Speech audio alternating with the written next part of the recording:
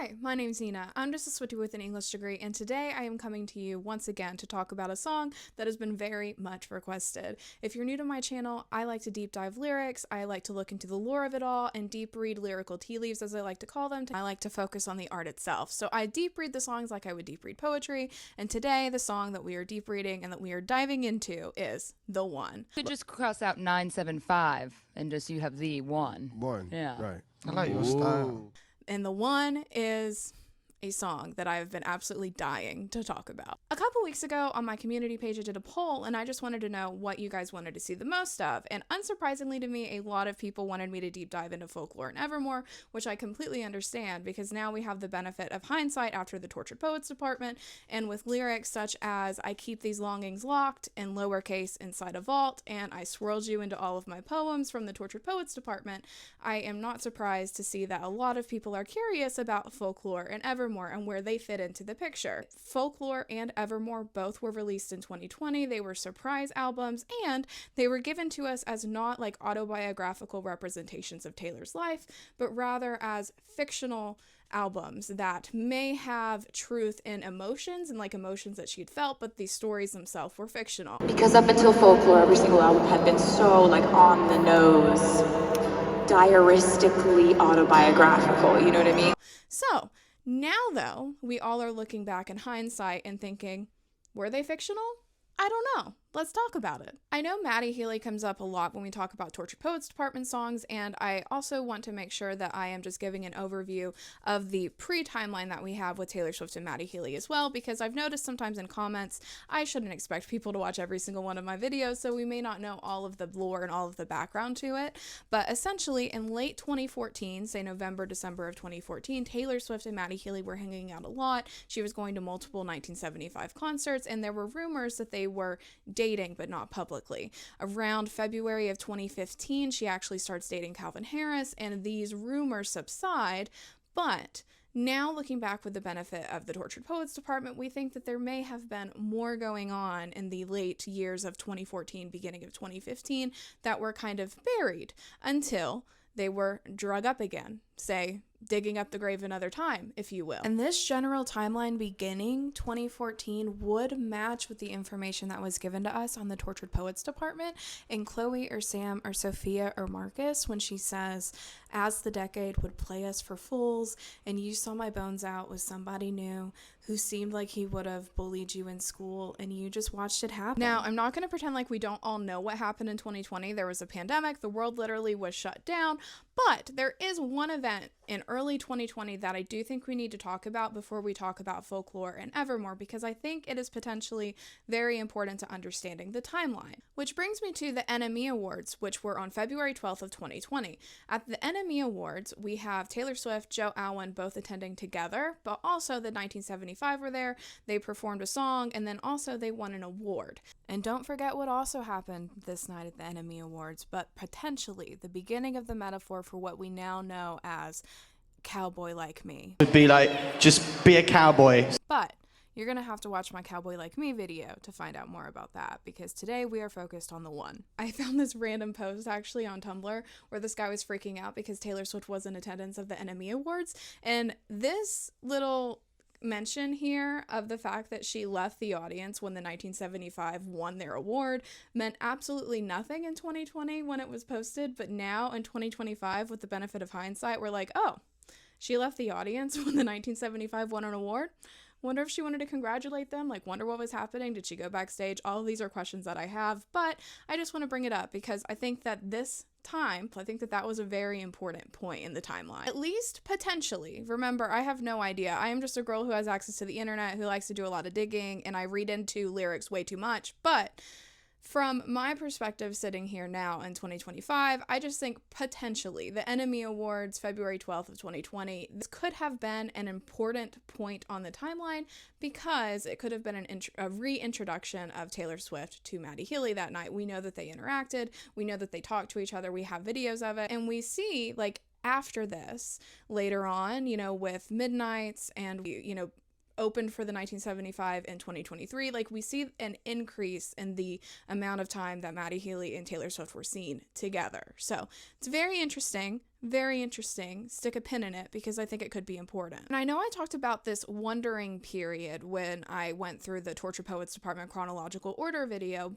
but this wondering period where she was wondering if she had missed the one that she was meant to be with, if she had missed the person that she was actually fated to end up with, I really believe that this time period starts around Folklore. It really, really ramps up with Evermore, hits a crescendo with Midnights, and then we see the result of it with the Tortured Poets Department. That is kind of how I see the discography and how I read Folklore going into Evermore. I just think that the mentions of this wondering and the possibilities ramp up as we go on, but from a Folklore perspective, the One is probably the song that I am most interested in because the One has so many flashbacks or flash forwards to upcoming songs. Like there's so many mentions of things that parallel to later songs that I just find it incredibly fascinating that the One is truly where all of this begins. A hint to the One's origins as well is the fact that originally with the Eras Tour, Invisible String was on the set list and the One actually was not, but it was not until right before the breakup with Joe Alwyn and Taylor Swift was announced that the One was actually moved onto the set list for the Eras Tour and Invisible String was moved off. We all know what happened shortly after the breakup with Joe Alwyn, that she got with Matty Healy, so the theory is that the One is more so based through Matty Healy, based off of that move by Taylor. And then another interesting thing about the One that I just have to mention is the fact that Taylor, instead of actually spelling out the number 1 like she does in the actual lyrics, the title for the One is the number 1, which is kind of similar to the 1975 and also similar to what they have done with some of their songs where they actually use numbers as titles instead of actually spelling them out. So just have to add that because it is different than Taylor's norm, because as we see, she spelled out 7 on the same album, but then it's the 1 number instead of spelled out 1. Interesting, right? And oddly enough, the One was actually the second to last song that she wrote on Folklore. She wrote the One and Hoax like literally the same day, like within hours of each other, which is very, very fascinating if you think about it. And we'll of course talk about Hoax later on, but the One and Hoax are bookends to the album and she wrote them together. So take from that what you will. And yeah, we can't forget the fact that she wrote both the One and Hoax on the same day and that they were considered bookends to the album. This also I find extremely interesting because later on we have the One reflected in Maroon where she says, "And I chose you, the one I was dancing with in New York." And what do we have in Hoax? "But you know I left a part of me back in New York. You knew the hero died, so what's the movie for?" And then here in the One later on, we also have reflections of New York. So take from that what you will. I have so many thoughts. I could talk about this forever. Taylor, during the Long Pond studio sessions, she says about the One, she says, "I think I'm doing good. I'm on some new shit. Been saying yes instead of no has a double meaning. Opening the album with that line applies to the situation that the song is written about, where you're updating a former lover on what your life is like now and trying to be positive about it. But it was also about where I am creatively. I'm just saying yes. I'm just putting out an album in the worst time you could put one out. I'm just making stuff with someone who I've always wanted to make stuff with." See Taylor here herself referring to the One as a song where you are updating a former lover and you are wanting it to seem positive. And I think that it's very interesting that we have this moment from the NME Awards where we know that she was being reintroduced to Matty Healy in 2020 after the fling that we suspect that they had in 2014, 2015. This is why people think that there could be a longer period of time where they were talking to each other, that this could have been a situationship, that this could have been a true like decades long situation, like she states in Chloe, Sam, or Sophia or Marcus, that the decade had played them for fools. This is why, because we have the information from when they were hanging out 2014, 2015, and then this in 2020. This is why people have these questions. So we are going to deep dive the One and we are going to parallel it with songs that come later, and we are going to talk about how this song where you are reintroducing yourself to a former lover and you are trying to seem positive is very interesting when we apply what we know now to what we did not know then to this fictional, potentially not so fictional song. So let's get going.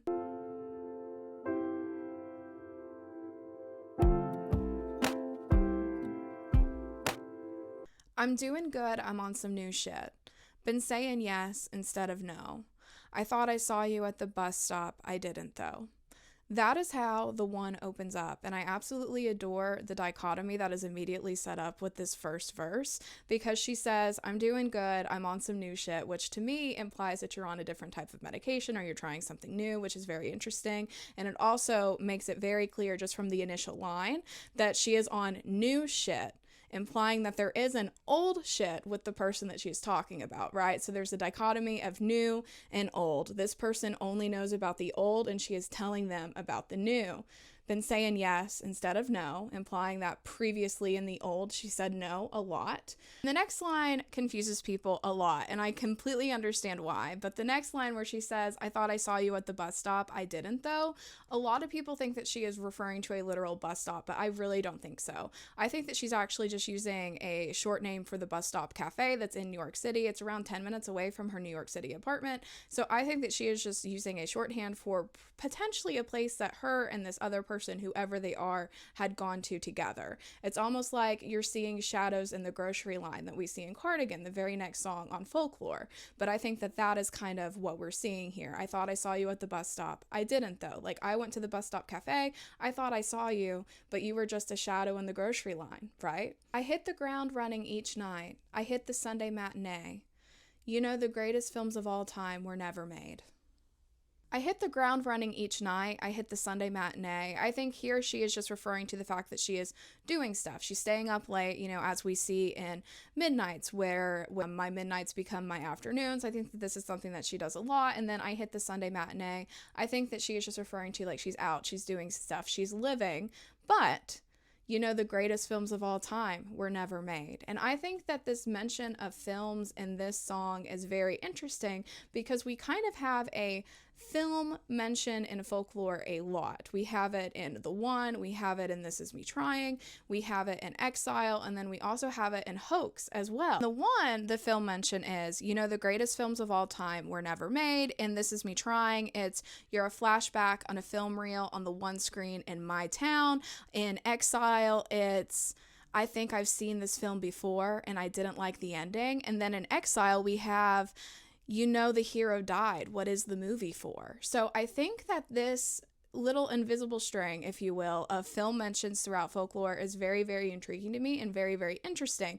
And it's also interesting when we look at little invisible string, if you will, of film mentions throughout Folklore. I find very, very fascinating. And honestly, I may do an entire video just about this one day because I have so many questions about it. But essentially, I see it as almost like this mention of these like films, these movies, as if this event that had not happened. And honestly, the greatest films of all time were never made kind of also just makes me feel like the act of not making them is still what makes them great because they're perfect in your mind. And if you are thinking about this relationship that could have been that never was, it's going to seem more perfect to you in your mind because you are imagining it and you are imagining what could have been and what you are missing out on. So I think that that's a very interesting thought, and I think that that could almost be what these film thread is representing, is just the fact that this thing that you imagine, that you see in your mind, like these memories and these imaginings that have never even happened, what you think could be, ends up being better than what actually is, but you don't know. So you can't stop thinking about it. It's a flashback in a film reel on the one screen in your town. And I think that is kind of what we see. I especially find this mention of this film thread very interesting when we look at Loss of My Life later on, where Taylor says, you cinephile in black and white. And what is a cinephile? A cinephile is a person who loves motion pictures or films. So take from that what you will, but I think it is very possible that this is just another piece of that thread that started in Folklore, where she is literally using the imagery of a film in your mind and a film that was never made to literally represent this relationship that had potential, that she is wondering about, that she is thinking about. I think that that is possibly what we're seeing here. This whole first verse, I feel like it's almost like kind of like standoffish, right? Like it's like you're talking about the weather, right? It's like, oh, I'm doing good. You know, this is what I've been doing. I've been going to movies, you know, all of this stuff. But then the next verse, we get into like the meat and potatoes of what she actually like kind of wants to say with, I guess you never know, never know. And if you wanted me, you really should have showed. And if you never bleed, you're never gonna grow. And it's all right now.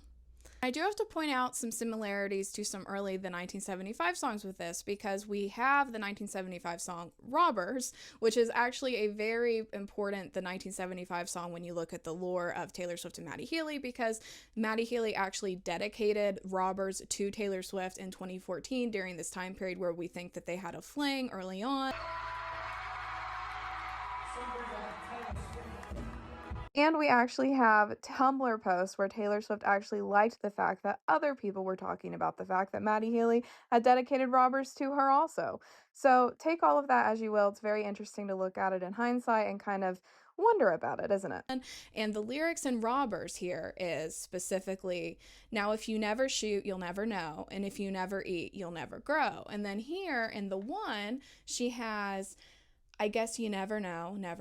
And if you wanted me, you really should have showed. And if you never bleed, you're never gonna grow. So it's very interesting. There is some definite similarities between Robbers here and the one, and I think that it's important that we have to mention it. And maybe the similarities between the lyrics here with Robbers and with the one is just kind of happenstance, because you never know is kind of a very well-known phrase. So maybe it was just like a similar rhyme scheme. But we also have the Tortured Poets Department, which we talked about in my Tortured Poets Department lyric video, where she literally says, and who else will troll you? And you know what would be very trolling behavior?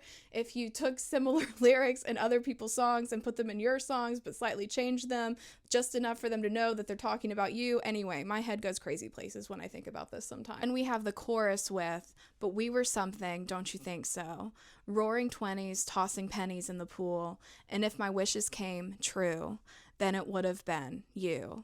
In my defense, I have none for never leaving well enough alone, but it would have been fun if you would have been the one. In late 2014, early 2015, when Taylor Swift and Matty Healy were rumored to have this fling, they were both 25. So this chorus here fits perfectly if we were going to think that this is potentially a wondering song, a song where you are looking back and thinking, what if? And if we're thinking that maybe potentially that what if was towards Matty Healy. Of course, we don't know for sure, but we speculate, and we enjoy speculating. But we were something, don't you think so? Roaring 20s, tossing pennies in the pool, making wishes, whether they know that they're going to come true or not. And if the wishes came true, then it would have been you. And it's almost like this fatalistic viewpoint of a relationship that wasn't there. I also really enjoy in the chorus here where she says, in my defense, I have none for never leaving well enough alone, but it would have been fun if you could have been the one. It's almost like, I don't know why I'm asking this. I don't know why I'm still wondering. I don't know why I haven't gotten over it, but she's still asking the question, isn't she? And later on in Midnights, she asks even more questions, which I think also is very interesting when you look at the one, because she is literally just asking like this question, like, could we have worked out? Could it have been different? If one thing had been different, would everything be different?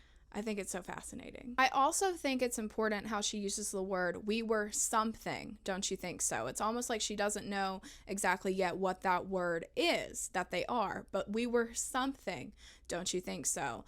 And I think later on in newer songs, we kind of see what that something was. And I also think up until this point, this person is trying to be cool, right? They're just talking about how things are going for them, but then we were something, don't you think so? Roaring 20s, tossing pennies in the pool, and if my wishes came true, it would have been you. It's almost like, what do you think? It's almost like they're playing cool until this moment where, in my defense, I have none for never leaving well enough alone, but it would have been fun if you would have been the one. And it's almost like opening up this box that you can't close, right? It's like saying outwardly, I have questions and I want you to answer them. What do you think? And then the one from this point on gets more and more direct. And I think it gets more and more personal as we go through the song, because the next verse is, I have this dream, you're doing cool shit, having adventures on your own. You meet some woman on the internet and take her home. And I just have to say, I have this dream, you're doing cool shit, reminds me of Maroon, where I wake with your memory over me. That's a real effing legacy to leave. But also when she said, you're doing cool shit, having adventures on your own, you meet some woman on the internet and take her home. What album had the 1975 just come out with in 2018 when this song was released in 2020. They had just come out with their album, which is called A Brief Inquiry into Online Relationships, which was out in 2018. So I think it's very interesting and potentially intentional, where she says you meet some woman on the internet and take her home, given the fact that their last album had literally been called An Inquiry into Online Relationship. You meet some woman on the internet and take her home. The next part of the verse goes, we never painted by the numbers, baby, but we were making it count. And I am obsessed with this lyric, but then also there are so many painting references that we see later on. Now in the one, it's we never painted by the numbers, baby, but we were making it count. Later on in Question, we see a lyric that is, before you painted all my nights, a color I've searched for since. And not only do we have you painted all my nights, a color I've searched for since in Question, but we also have a reflection of we were something, don't you think so, as well in Question, where she says, I swear that it was something because I don't remember who I was before you painted all my nights, a color I've searched for since. And then in Loss of My Life from the Tortured Poets Department, she states, when your impressionist paintings of heaven turned out to be fakes, you took me to hell too.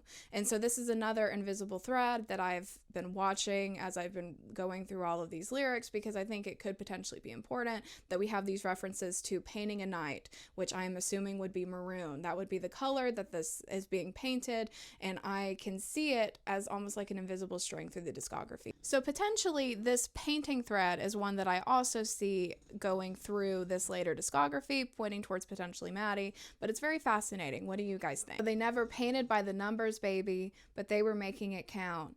You know, the greatest loves of all time are over now. And I see this as like a reflection of that previous point where she says the greatest films of all time were never made. I think that this is just another point of that dichotomy where instead of the films that weren't made, now she is outwardly talking about the love that wasn't made. Now it's going more personal. It's not just talking about this abstract film idea. Now we are going to the greatest loves of all time were never made. And I believe that she is including these persons' love. Who she is talking to, because she is digging up the grave another time and she is continuing to not leave well enough alone. One just keeps getting more and more direct, because this next part is, I guess you never know, never know.